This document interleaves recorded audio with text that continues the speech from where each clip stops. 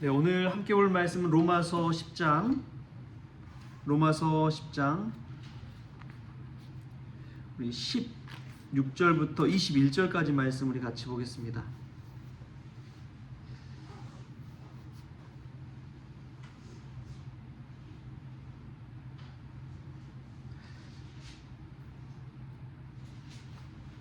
로마서 10장 16절에서 21절까지 말씀 우리 같이 한 목소리로 읽겠습니다. 그러나 그들이 다 복음을 순종하지 아니하였도다. 이사야가 이르되 주여 우리가 전한 것을 누가 믿었나이까 하였으니 그러므로 믿음은 들음에서 나며 들음은 그리스도의 말씀으로 말미암았느니라.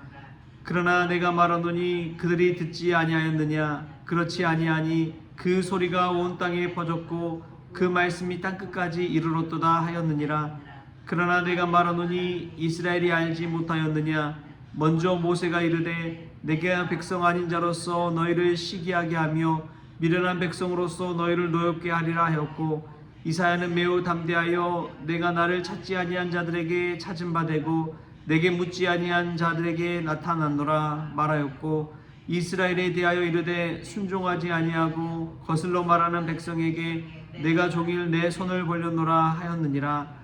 아멘. 할렐루야. 말씀 가운데 귀한 은혜가 저와 여러분의 있기를 소망합니다. 오늘 말씀 우리가 읽었지만 말씀 이전에 참 유명한 말씀이 나옵니다.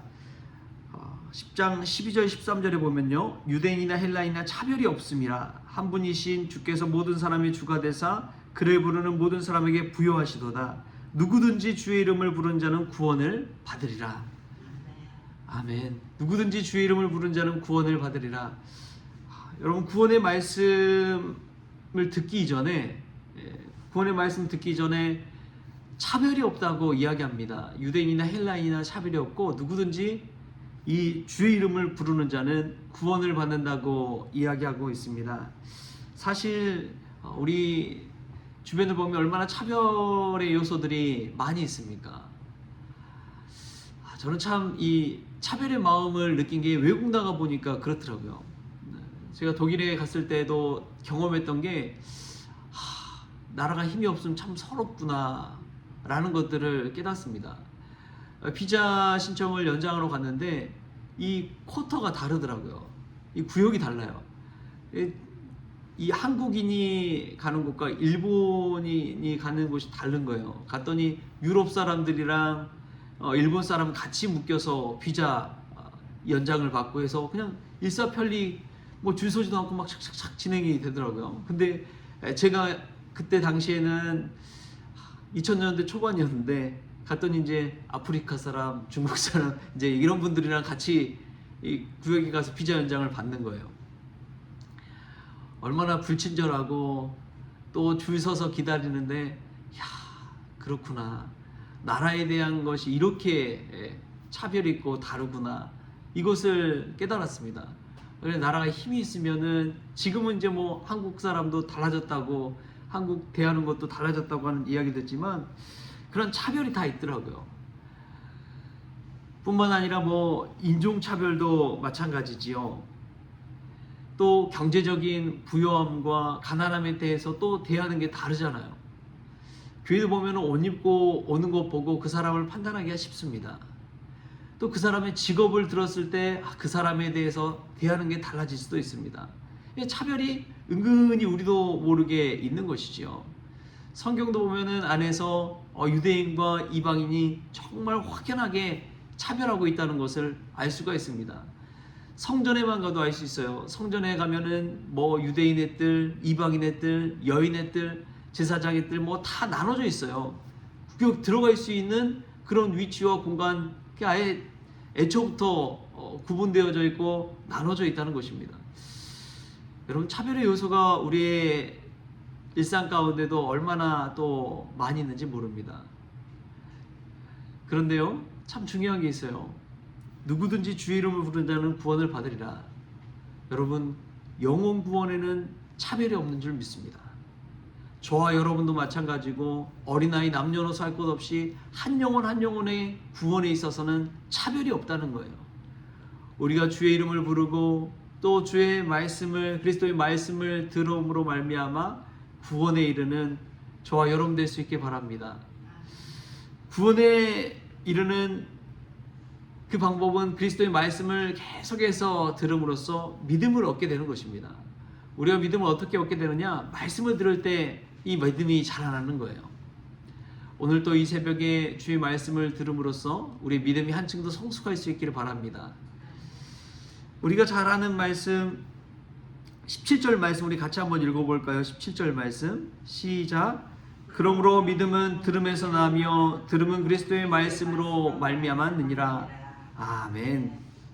믿음은 들음에서 나지만 들음은 그리스도의 말씀으로 말미암았다고 오늘 성경은 우리에게 알려주고 있습니다.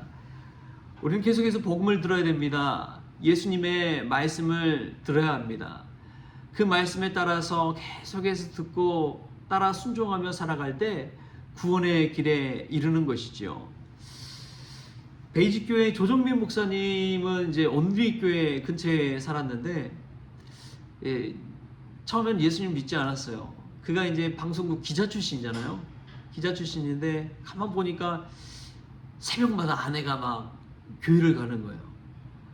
아니 저 옆에 내가 뭐 새벽마다 왜 저러냐 그런 생각이 들어가지고 이제 잠입 취재를 하려고 온누리교회를 찾아갔다고 합니다. 새벽 기도 시간에. 아내가 혹시 이단에 빠지면 어떠나, 또 이상한데 드락날락하면 어떠나, 그 생각이 들어서 몰래 들어가가지고 뒤따라가서 잠입 취재를 하는 거예요. 그래서 취재를 하려면은 그 하는 말을 잘 들어야 되잖아요. 무슨 말을 하나, 저 사람이 엉뚱한 이야기를 하진 않나. 이제 취재를 하려고 온누리교회 새벽기도에 가서 착 듣는데 자꾸 말씀을 듣다 보니까 눈물이 나고 은혜를 받게 되고 자신의 이성적인 것들이 깨어져 가고 예수님의 부르심에 소명을 깨닫게 된 것입니다. 아내 취재하러 갔다가 복음 듣고 목회자가 돼서 새로운 인생을 살게 된 것이지요. 여러분 그렇습니다. 그리스도의 말씀은 들음에서 우리 믿음이 자라납니다. 내 믿음이 약하십니까? 그리스도의 말씀을 들으십시오. 복음을 들으십시오. 성경을 펴서 읽으십시오. 성경 속에서 예수님께서 우리에게 들려주신 그 음성을 들으십시오.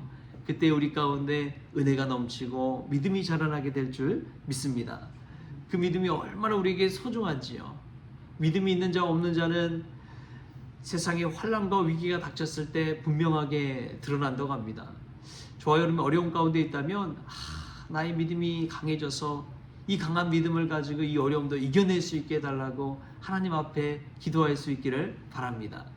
저는 교회도 마찬가지입니다. 교회가 어려울수록 말씀을 들어야 됩니다. 더 말씀을 붙잡아야 됩니다.